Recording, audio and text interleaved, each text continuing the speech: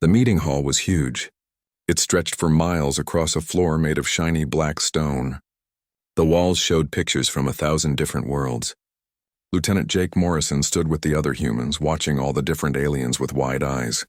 Some aliens were tall and walked on 6 legs. Their bodies looked like crystal and reflected the light in rainbow colors.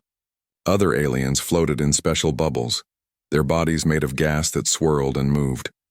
Ambassador Helen Brooks led the human group. She had silver hair and wore formal clothes. She looked calm and strong. Jake had worked with her for 2 years. He was her military advisor. In all that time, he had never seen her afraid of any alien, no matter how big or powerful they were. The alien speaking now was called Vexthor. He was the high coordinator of the Draknari people.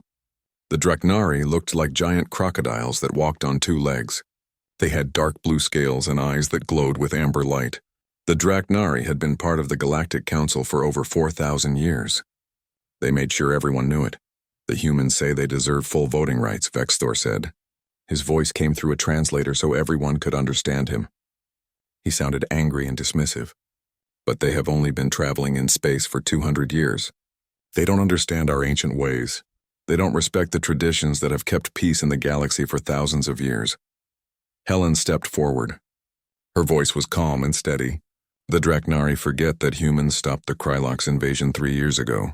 That invasion threatened this entire part of space. We lost 60,000 soldiers defending worlds that were not even our own. Ah yes, your famous military victories. Vexthor made a clicking sound with his mouth. Jake had learned this was how Draknari laughed in a mean way. You use brute force without skill. Your species is good at violence, Ambassador.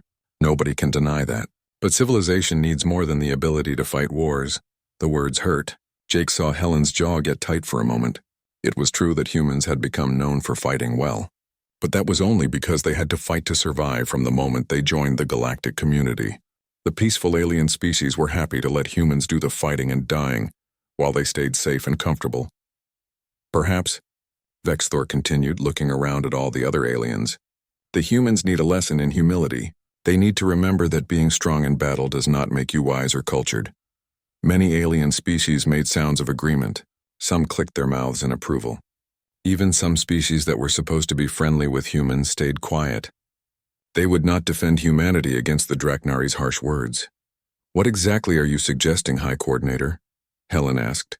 Her voice stayed neutral and calm. Vexthor's eyes seemed to shine with mean satisfaction. The ancient tradition of the proving grounds. Your group will choose a champion. That champion must face a series of challenges. These challenges will test more than just fighting ability. They will test wisdom, knowledge of cultures, and skill in diplomacy. If your champion succeeds, humanity will get the voting rights you want. If they fail, he stopped for dramatic effect. Humanity must withdraw its request for full membership. You must accept a lower status for the next 50 years. The chamber exploded with noise. Different alien voices filled the air. Some species protested. They said the terms were too harsh. But many more aliens voiced their approval. Jake felt his stomach drop. 50 years of limited rights would be terrible. Being second-class citizens in a galaxy they had helped defend would hurt human interests badly. Helen turned to look at her group. Her eyes found Jake. Lieutenant Morrison, can we talk in private? They went to a small side room. It was a private place where delegates could talk. As soon as the door closed behind them, Helen looked at Jake with a serious expression. They're setting us up to fail, Jake said right away. The proving grounds are designed to favor species that have been in the Galactic Council for a long time. We don't have centuries of knowledge about alien cultures and their rules. I know, Helen said quietly, but if we refuse the challenge, we lose respect. The other species will think we're cowards. They'll think we can only prove ourselves through fighting. We'll never gain their respect that way, so we're in trouble either way, not necessarily. Helen pulled up a holographic display.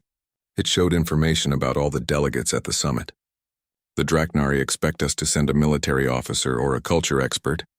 They've prepared their challenges based on that. We need to think differently. Who do you have in mind? Helen smiled a little. You lieutenant me, ambassador, I'm just a military advisor. I know about tactics and strategy.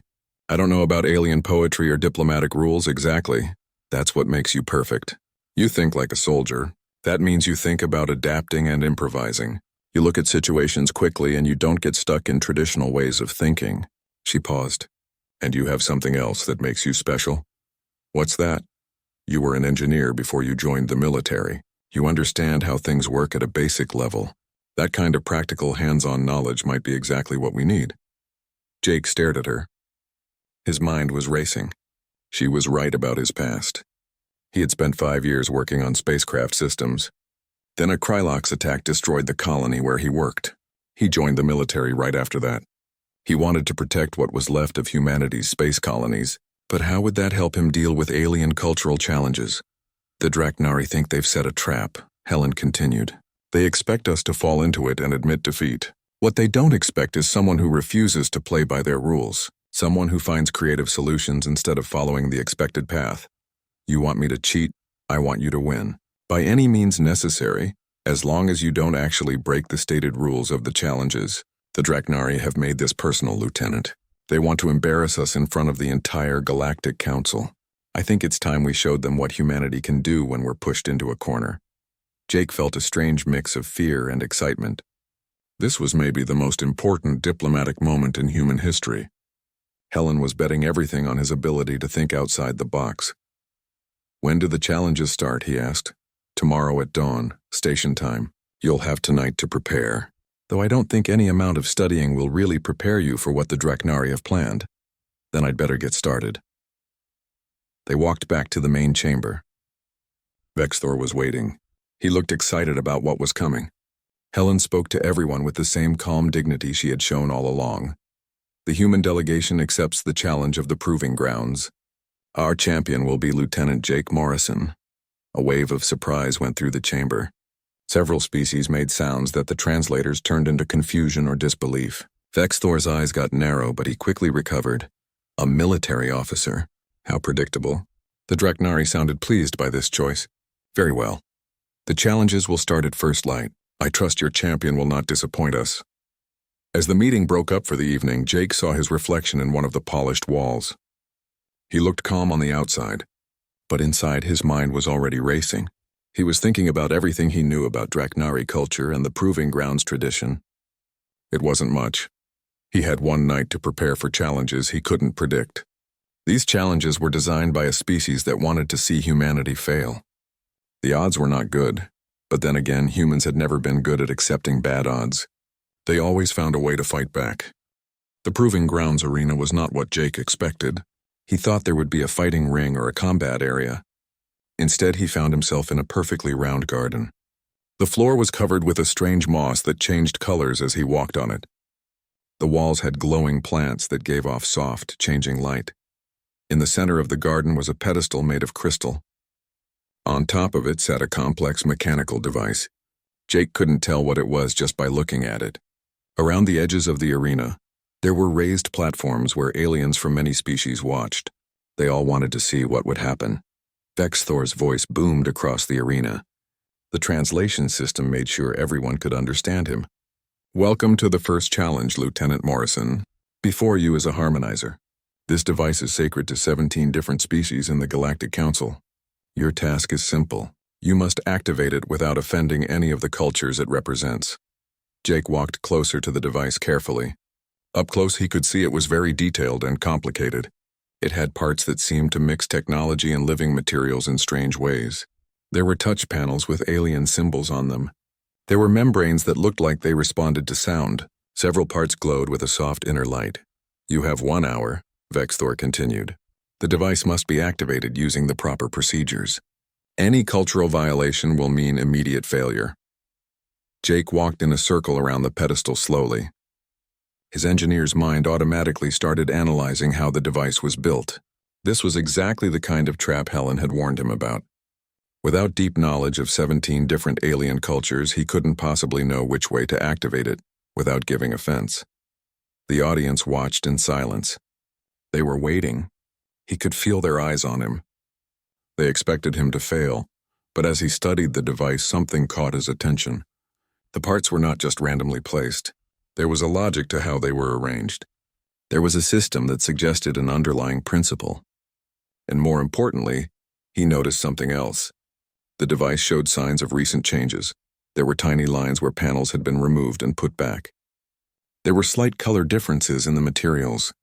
These were the kind of details that someone who hadn't worked with precise machinery for years might miss. Jake smiled to himself. They had modified this device specifically for this challenge. That meant it might not actually be the sacred artifact they claimed. But even if it was real, the modifications gave him an idea. He called up to Vexthor. "Hi, Coordinator. I have a question about the rules." "Speak." "The challenge is to activate the device without causing cultural offense." "Correct. That is correct. And there are no limits on how I can approach the problem." Vexthor's eyes narrowed a bit. "You must activate the harmonizer using only the device itself. No outside tools or help. Understood?" Jake knelt beside the pedestal. He looked at the base where it connected to the floor. As he thought, there were power lines running under the moss-like ground covering. The device needed power from an external source. He stood and spoke directly to everyone watching. "I'd like to make a statement before I continue." This caused excitement among the watchers. It was unusual for someone being tested to speak to the audience directly. "This device," Jake continued, his voice carrying across the arena, "represents 17 different cultures, 17 different traditions, belief systems, and values. Any way I choose to activate it will match some cultures more than others.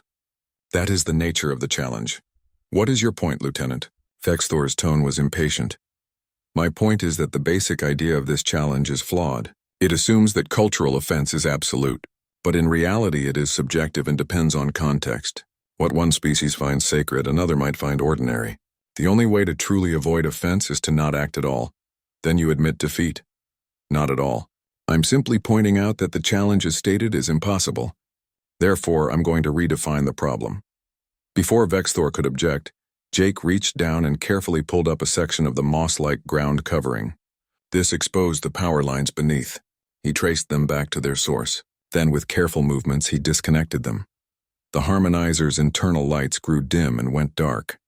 "The device is now deactivated," Jake announced. "Since it was already in a deactivated state when I arrived, I have technically not activated it at all. Therefore, I cannot have caused cultural offense through activation."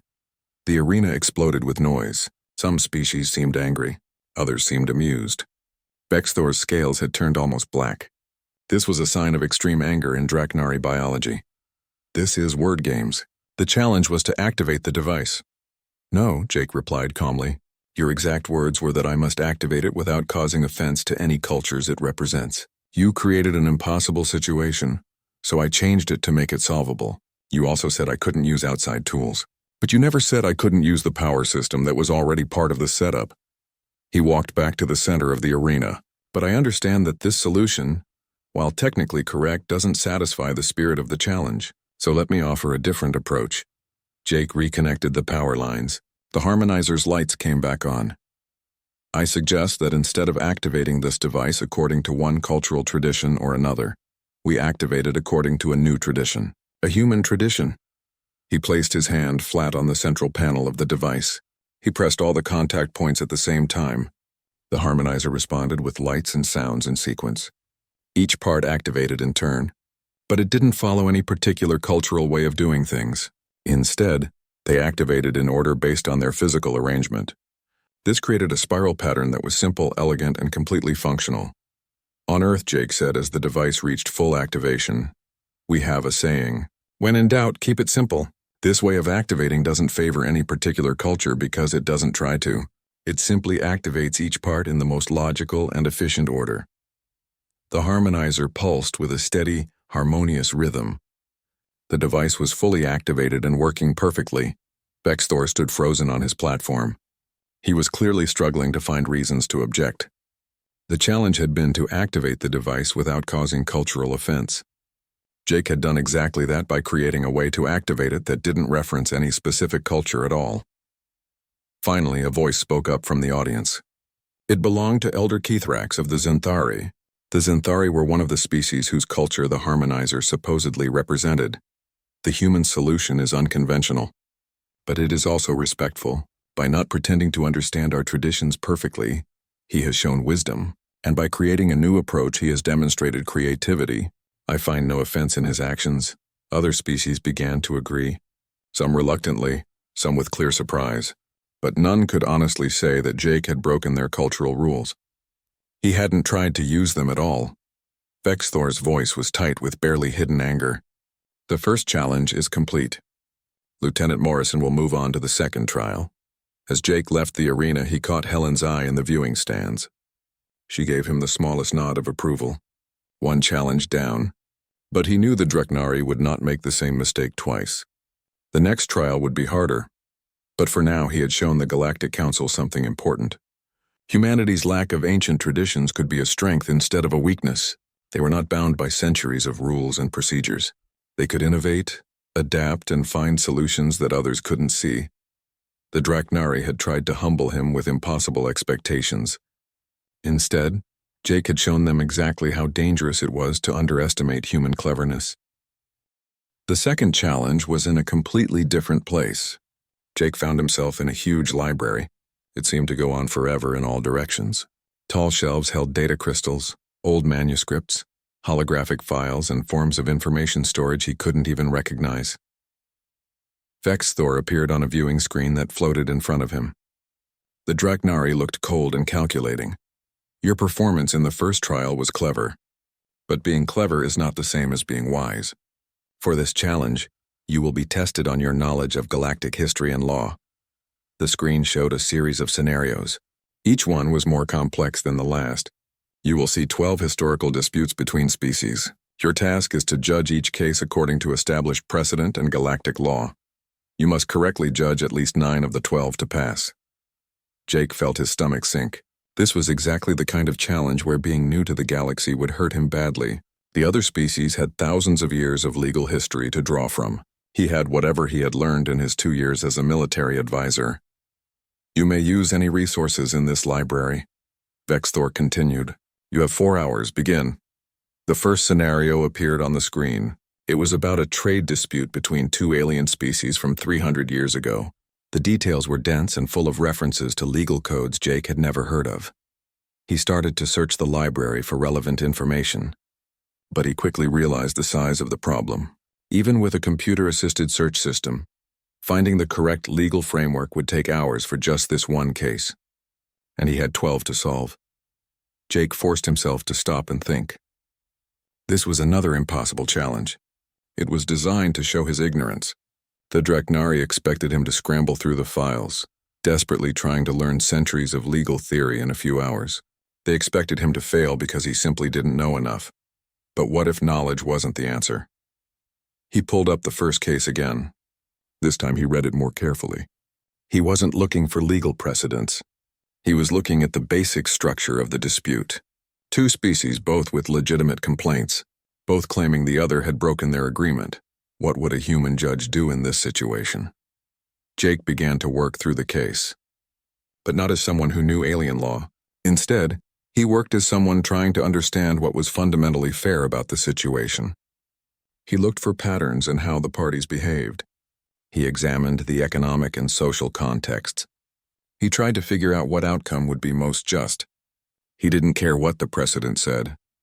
After an hour, he had his answers for all 12 cases. They were based on logic, fairness, and thinking about practical consequences. They were not based on obscure legal codes. He submitted his judgments. Vexthor's face appeared on the screen again. Jake could tell right away that something had gone wrong with the Dreknari's plan.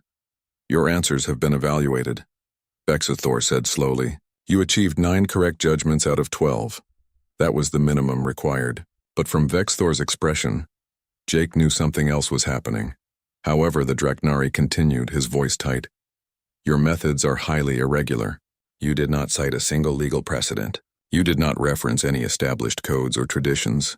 Your judgments were based entirely on your own reasoning. Is that against the rules? Jake asked. There was a long pause. No. The challenge was to judge correctly, not to demonstrate knowledge of specific legal frameworks. Then I've passed the second trial. You have passed. Each word seemed to hurt Vexthor to say. But there is something you should know, Lieutenant. Your 3 incorrect judgments were on cases where the historical ruling was later overturned on appeal.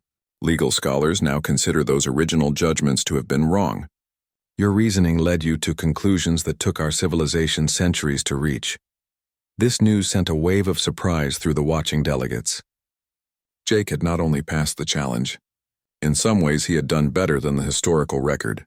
Perhaps, Jake said carefully, that says something about the value of fresh perspectives. Sometimes those who are not burdened by tradition can see injustices that others have become blind to. He could see several species in the viewing area, looking at each other. This was clearly not how anyone expected this trial to go. Vexthor's screen disappeared without another word. Jake was taken back to a waiting area. Helen met him there. Her expression was carefully neutral, but her eyes were shining with excitement she was trying to hide. 2 down, she said quietly. How many challenges are left? The proving grounds traditionally have 5 trials, said Captain Nina Ortiz. She was another member of the human delegation who had been researching the process. Physical prowess, wisdom, diplomacy, creativity, and character. You've completed the first 2. And I bet the Draknari are changing their approach right now, Jake said. They expected me to fail because I didn't know enough. When that didn't work, they expected me to fail by following wrong precedents. They won't underestimate me again. Good, Helen said with a small smile. Let them worry. They've been trying to humble humanity since we first joined the galactic community. It's time they learned what happens when they push us too far. The next trial is tomorrow, Nina added. Diplomacy. That one worries me. It's the Draknari's strength. It's where they'll expect to crush you. Jake nodded. He knew she was right. The physical challenge and wisdom challenge had allowed for creative solutions. But diplomacy was about dealing with complex social situations according to established norms. It was exactly the kind of test where his lack of experience with alien cultures could be fatal. But he had learned something important from the first 2 trials. The Draknari kept setting challenges that assumed humanity's weaknesses were absolute and unchangeable. They kept expecting him to play by their rules and fail within their framework. What they didn't understand was that humans had been underdogs for their entire time in the galaxy. They had learned to turn disadvantages into advantages. They had learned to find strength in unexpected places. The Draknari wanted to humble him. Instead, he was going to teach them a lesson about underestimating humanity. Jake went back to his quarters that night. He tried to study what he could about diplomatic protocols, but he knew that no amount of cramming would give him the deep cultural knowledge the Draknari expected. He would have to rely on something else, something more fundamentally human, the ability to be honest, the ability to admit mistakes, the ability to find practical solutions to problems instead of getting lost in complicated procedures. As he tried to sleep, Jake thought about what Helen had said. The Draknari had made this personal. They wanted to embarrass humanity in front of everyone. They wanted to show that humans were too young, too crude, too lacking in sophistication to sit at the big table. Well, Jake thought as he finally drifted off to sleep, they were about to learn that sometimes being young meant seeing things with fresh eyes. Sometimes being crude meant cutting through nonsense to get to what really mattered. And sometimes lacking sophistication meant being honest instead of playing games. Tomorrow would be the diplomacy trial, and Jake Morrison was ready to show the Draknari that human-style diplomacy might be exactly what the galaxy needed. The 3rd trial chamber was nothing like anything Jake had seen before.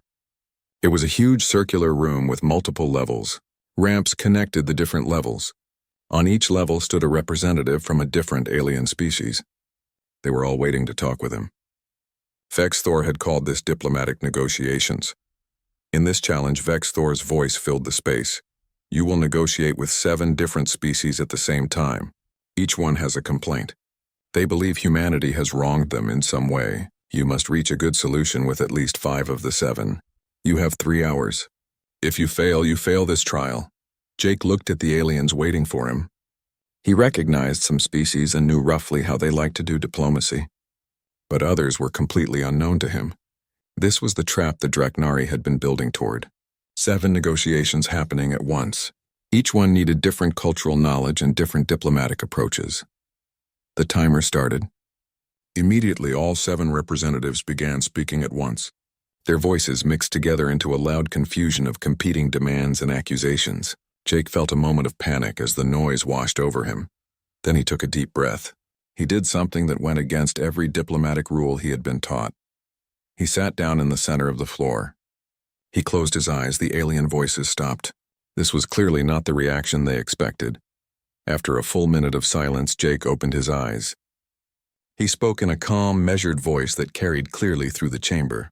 I apologize for the interruption. But I realized that what was happening here was not negotiation. It was theater. You were all speaking at once, not because you expected me to hear you. You were doing it because you expected me to fail to hear any of you. He stood up and spoke to everyone in the room. So I'm going to suggest a different approach. I'm going to admit something that I think every species in this room already knows. I am not an experienced galactic diplomat. I don't know all your cultural ways of doing things. I will probably make mistakes that a more experienced negotiator would avoid. This admission caused visible surprise among the alien representatives. Admitting weakness was not usually a diplomatic strategy. But what I do know, Jake continued, is that every one of you has a real complaint. And I think most of those complaints come from the same basic cause. Humanity is new to the galactic community. We've made mistakes in dealing with you, not because we wanted to hurt you, but because we didn't know better. He walked to the first level. He spoke directly to the Valkorian representative. Your species communicates mainly through chemical signals that humans cannot naturally detect. I'm guessing we've accidentally offended you by not properly responding to your communications. The Valkorian's gaseous form swirled with patterns. The translator turned this into surprise. You understand the nature of our complaint. I understand that we have different ways of communicating. I understand that differences can lead to misunderstandings. I can't negotiate away that basic biological reality, but I can promise that humanity will commit resources to developing better translation technology for chemical-based communication. Would that help with your complaint? The Valkorian thought about this. It would be a beginning. Then let's call it a beginning. We commit to keep improving. Do we have an agreement? We do one down. Jake moved to the second level. A Threxian representative waited there. The Threxians were insect-like, with many-sided eyes that made their expressions hard to read. Your complaint is about human military ships entering Threxian space without proper permission. Correct. On 7 occasions in the past year. I can't speak to the specific details of those incidents without reviewing the military records. But I can make you a promise. Humanity will create a formal procedure for requesting passage through Threxian space. We will train our naval officers in that procedure. Any future violations will be treated as serious problems. Additionally, I will personally make sure that a formal apology is delivered to the Threxian Council. Is that acceptable? The Threxian's antennae moved. You offer concrete actions and accountability. Yes, this is acceptable. 2 down. Jake worked his way through the other representatives. He approached each negotiation not with fancy diplomatic language. Instead, he honestly admitted humanity's mistakes. He offered concrete plans for how to fix them.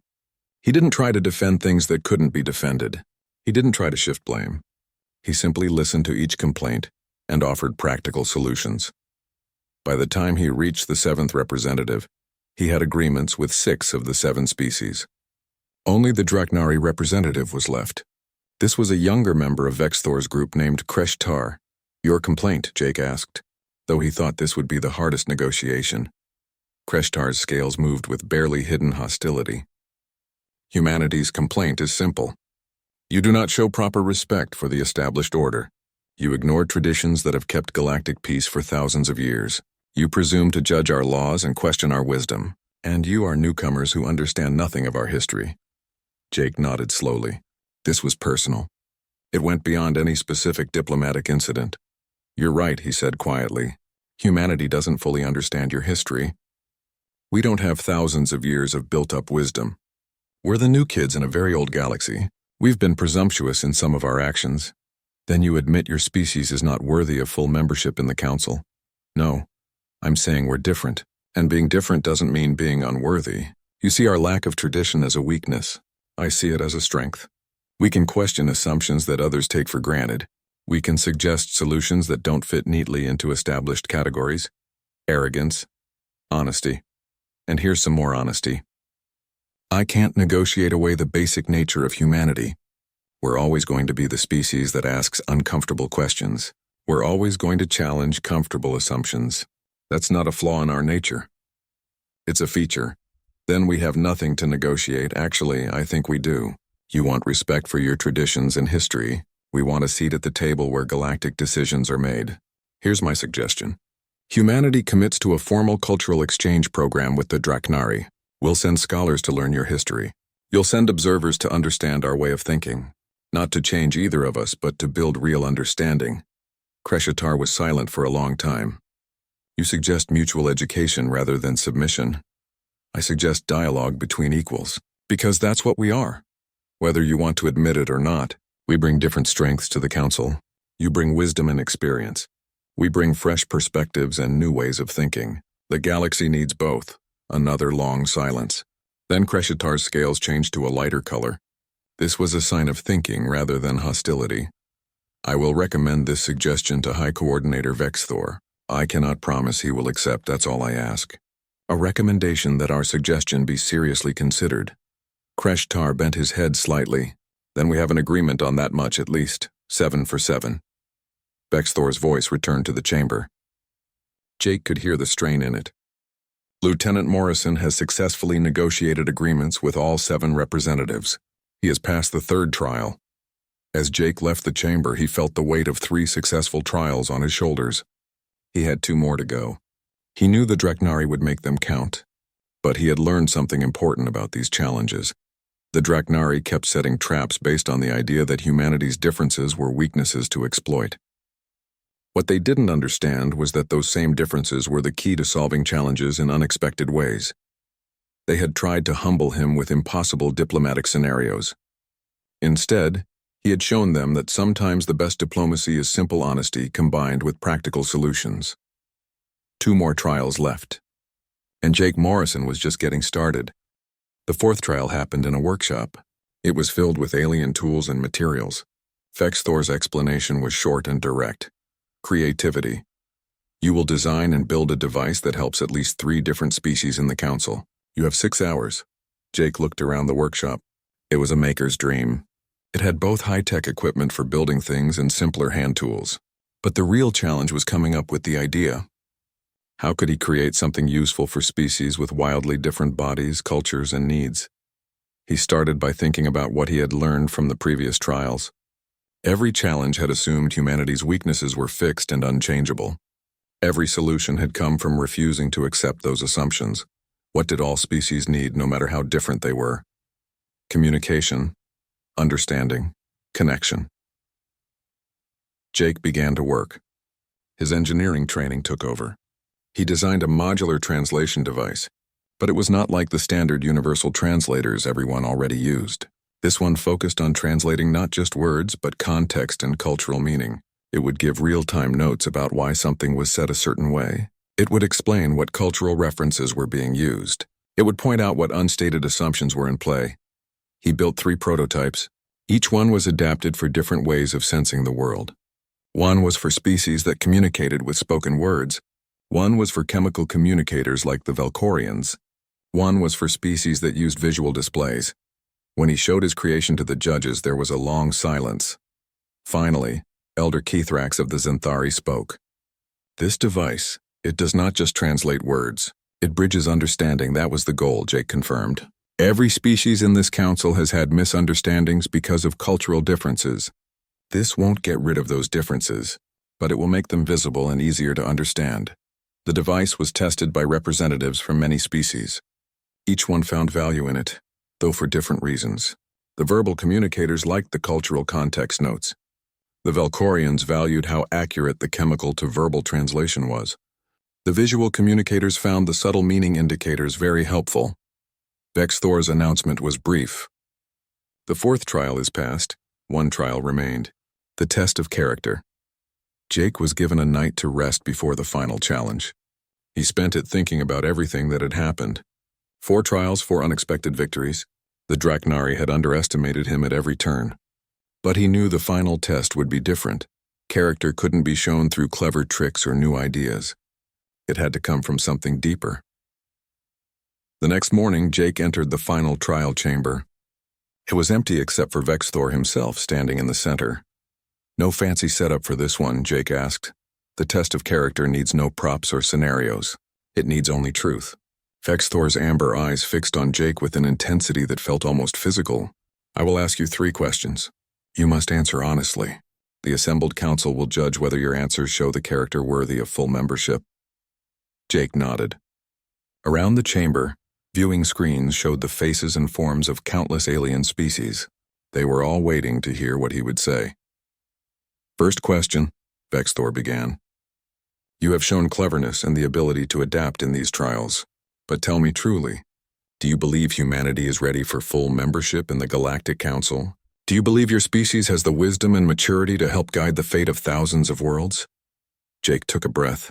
This was the moment for truth, not diplomacy. No, I don't think humanity is ready. We're too young, too impulsive, too quick to make mistakes. We have a lot to learn about this galaxy and our place in it. A wave of shock went through the watching observers. Jake had just admitted his own species was not worthy.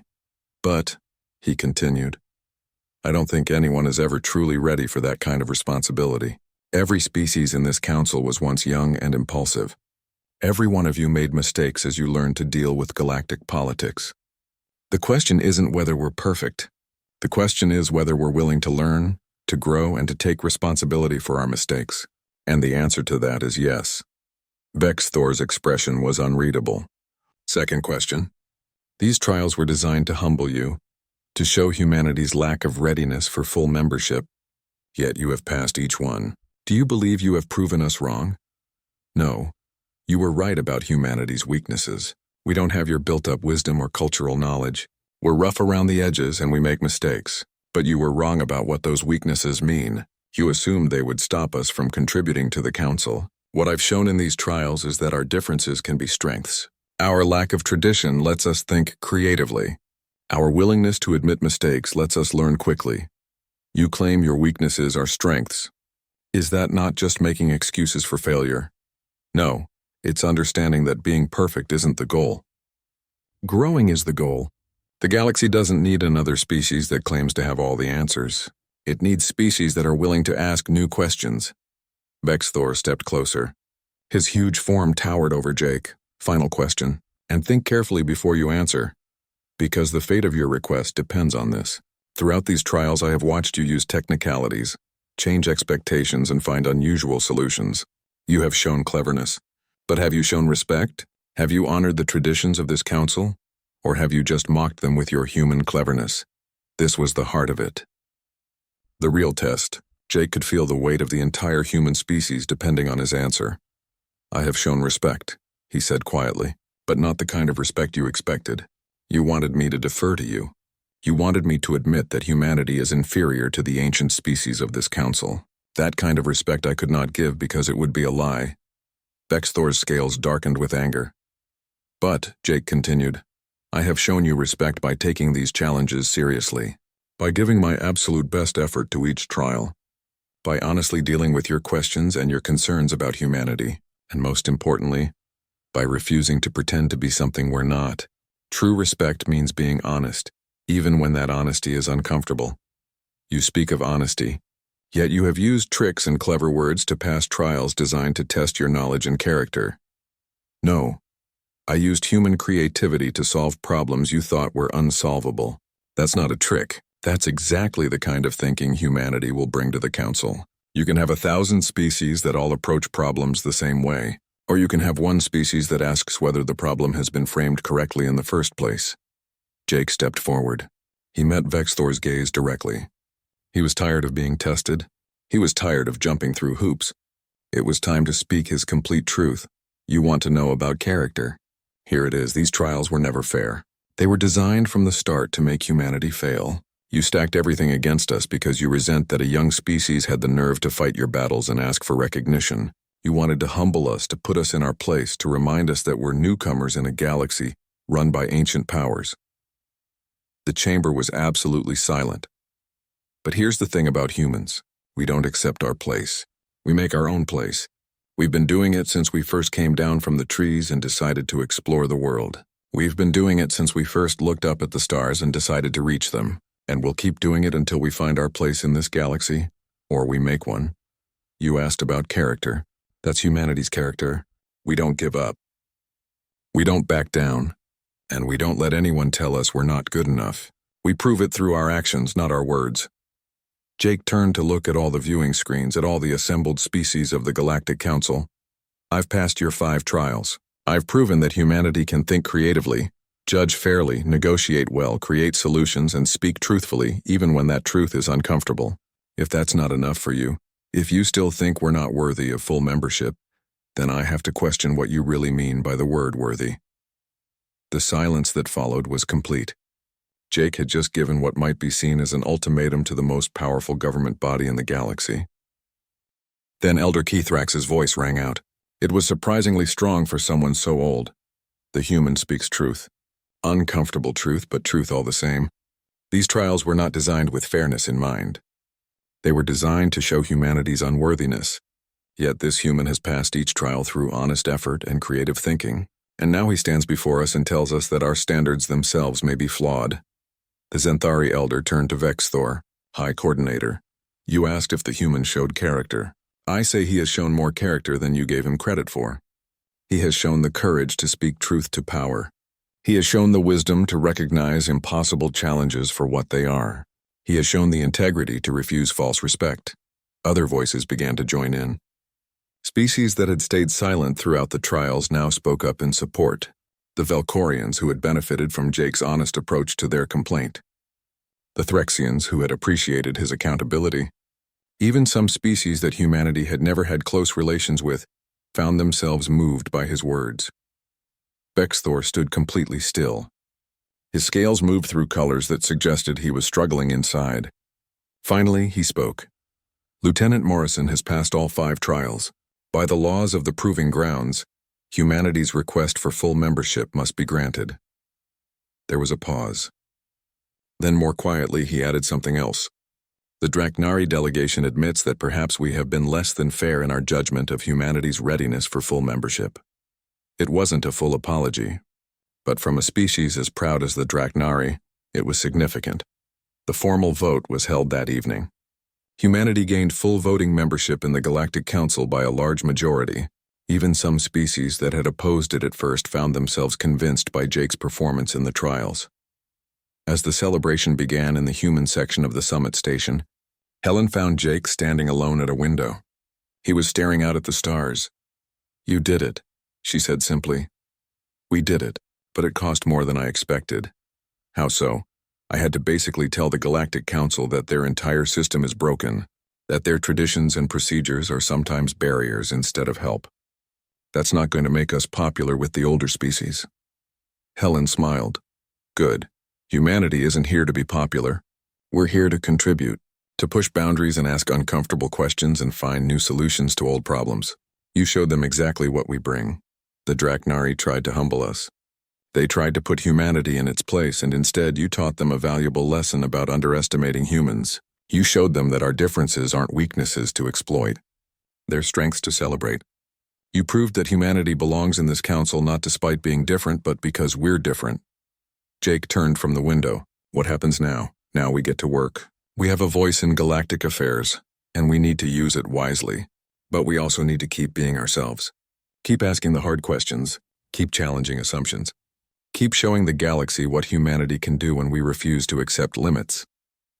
As they walked back to join the celebration, Jake felt deep satisfaction. The Draknari had set out to show humanity's unworthiness through impossible challenges. Instead, he had turned each challenge into a chance to show exactly why humanity deserved a seat at the table. They had tried to humble him. He had humiliated their assumptions instead. And in doing so, he had shown the entire galaxy that humanity was ready to take its place among the stars, not as servants to ancient powers, but as equals. Not as followers of tradition, but as creators of new solutions. The galaxy had tried to put humanity in its place. Humanity had shown them that its place was wherever it chose to stand. The celebration went late into the night. Delegates from dozens of species came to congratulate Jake and the human delegation. Some were genuinely happy. Others seemed more resigned. But all of them now understood that humanity was not going away. They were here to stay. Captain Nina Ortiz pulled Jake aside at one point. "You know what you did today, right? I passed some trials. You did more than that. You changed how the entire galaxy sees us. Before today, we were the newcomers, the military muscle, the species that could fight but couldn't think. Now they know better. Now they know we can outthink them when we need to." Jake thought about that. I just did what Helen asked me to do. I showed them what happens when you try to box in human creativity. Exactly. And that's going to change everything. The old species have been comfortable for too long. They've been doing things the same way for millennia. You just showed them that comfort is their weakness. Change is coming to the Galactic Council whether they like it or not. Later, Jake found himself in a quiet corner with a drink. He watched the different species mingling and talking. The Zenthari with their crystal bodies. The Velkorians in their floating bubbles. The Threxians with their compound eyes. Even a few Draknari, though they kept their distance. All these species so different from each other. All trying to work together to keep peace in the galaxy. And now humans were truly part of it. Not as junior members or associates, but as full equals with a vote and a voice.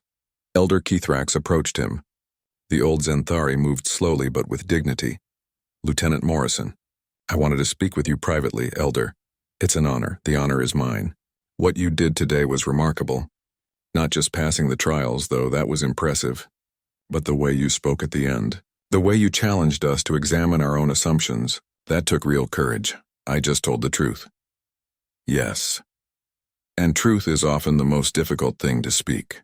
The Zenthari have been part of the Council for 6,000 years. In all that time, I have rarely seen anyone speak as honestly as you did today.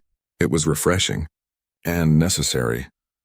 The Elder paused, his crystal body refracting the light. You should know something, Lieutenant. The Draknari were not the only ones who wanted these trials to humble humanity. Many of us older species felt threatened by your youth and energy. We wanted to remind you of your place. And now I think we understand that your place is wherever you make it. And perhaps that is exactly what the Council needs. We have grown set in our ways. We have become comfortable with our traditions. Sometimes comfort breeds weakness. Perhaps a young species that refuses to accept limits is exactly what we need to remain strong. Thank you, Elder. That means a lot. No, Lieutenant, thank you for reminding us all that wisdom is not just about knowing the old ways. It is also about creating new ones. The Elder moved away, and Jake was alone with his thoughts again. Helen came back and stood beside him. They both looked out at the celebration. What are you thinking? She asked. I'm thinking about responsibility. We fought so hard for this seat at the table. Now we have to prove we deserve to keep it. Not through more trials or tests, but through our actions. Through the decisions we make and the contributions we bring. That's the real challenge, isn't it? The trials were just the beginning. Exactly. The Draknari wanted to humble us. We proved we couldn't be humbled. But now we have to show that we can also govern wisely, that we can contribute to the greater good, that we can be both young and energetic and also thoughtful and responsible. Jake looked at Helen. Do you think we can do it? I know we can. Because of people like you, people who can think creatively and act boldly, but who also understand the importance of honesty and integrity. That's what humanity brings to the galaxy. That's our real strength. The party continued around them, different species talking and laughing together, making plans and forming alliances. And in the middle of it all, humans were now part of the conversation, part of the decision-making process, part of the future of the galaxy. As the night finally wound down, Jake realized something. The Draknari had tried to humble humanity by showing their weaknesses. But what they had actually done was give humanity a chance to show their strengths. The trials had become a platform, a stage for demonstrating human ingenuity, adaptability, and determination. The aliens who tried to humble him had been humiliated themselves. Not by force or violence, but by being proven wrong, by having their assumptions shattered, by learning that the young species they had dismissed was far more capable than they imagined. And that, Jake thought, as he finally headed to his quarters, was the best kind of victory. Not defeating an enemy, but changing their mind, making them see you differently, earning their respect not through submission but through demonstrating your worth. Tomorrow, the real work would begin. Humanity would take its seat on the Galactic Council. They would start voting on policies that affected billions of lives across thousands of worlds. It would be challenging and difficult.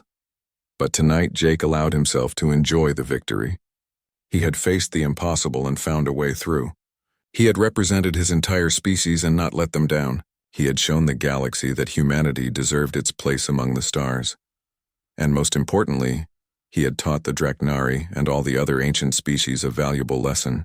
Never underestimate humans. Never assume that being young means being weak. Never try to humble those who refuse to be humbled. Because when you try to put humans in their place, they just might show you that they belong in a place you never expected. At the very top, as equals to anyone and everyone, Jake smiled as he finally drifted off to sleep. Tomorrow would bring new challenges, but tonight humanity had won, and the galaxy